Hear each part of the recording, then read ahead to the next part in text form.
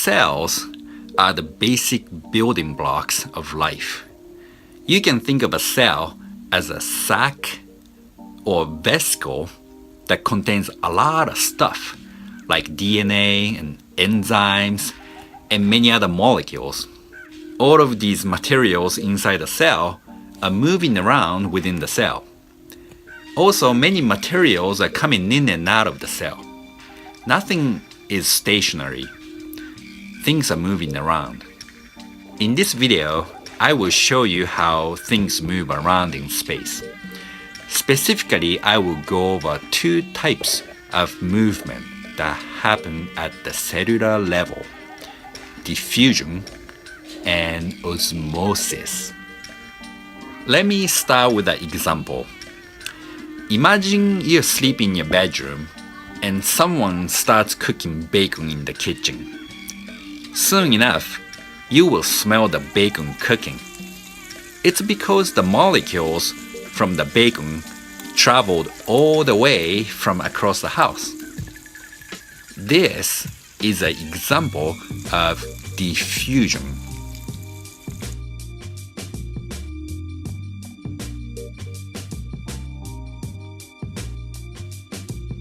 Here's another example of diffusion.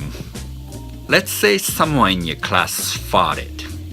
People next to the person will probably notice the smell first. Then, after a few seconds, the fart will spread or diffuse in the classroom, and everyone will smell it. Things move from high concentration to low concentration. That's the law of nature. So let's practice. Look at this diagram. Predict what will happen over time. How do these particles diffuse over time? Pause the video and draw your prediction in your worksheet.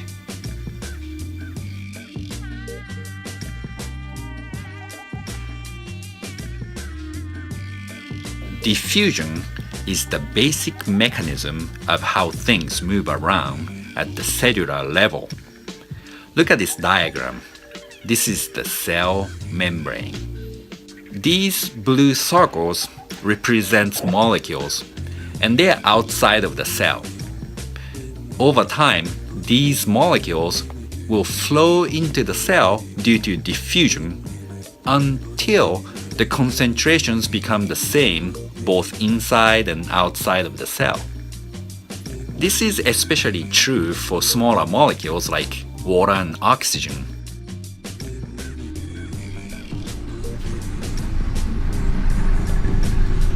Small molecules like water and oxygen can simply seep through the membrane. They can freely move across the cell membrane, but for bigger particles like macromolecules and viruses, they can't just go through the membrane. Cells have to regulate what goes in and out. So the cell membrane is considered semi-permeable, which means not all substances can cross it.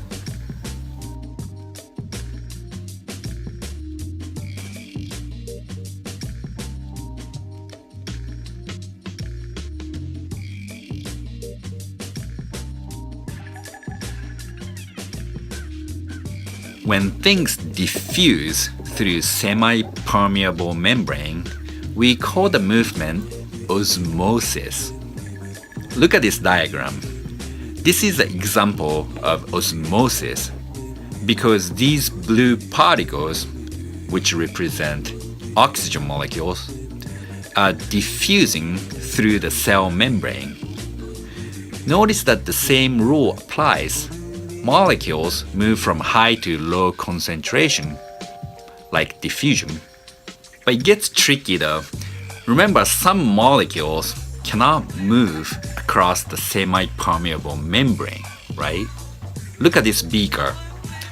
Blue circle represent water molecules, and red ones represent sugar molecules.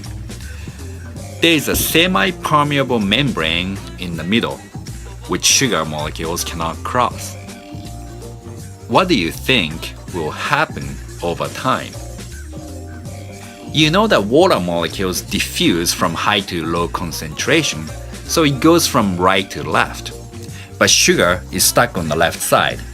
So over time, because water moves from right to left, there will be more liquid in the left side of the beaker.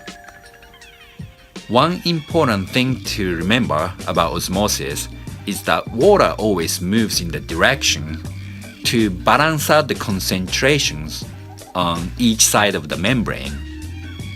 For example, if the left side has a higher concentration of sugar, water will flow there to try to dilute it almost. Once the concentrations on the two sides become the same, the movement of water will stop. Let's try to practice this. If you have a U-shaped tube like this, what will happen if you let it sit for a while? I won't show you the answer in this video, so you gotta keep thinking. Can sugar molecules move?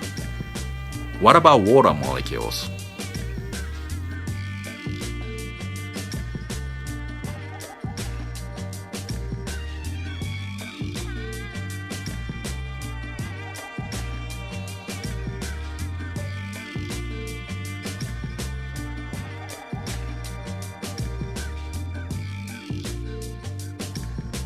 So you might be wondering how large molecules like sugar can move across the cell membrane. Remember, cells do need these macromolecules in order to obtain energy and nutrients. How do cells do this if the cell membrane's blocking the movement of these big molecules? Well, there are special proteins called transport proteins embedded in the cell membrane. They act as gateways and allow large molecules like sugar and proteins to move across the semi-permeable membrane.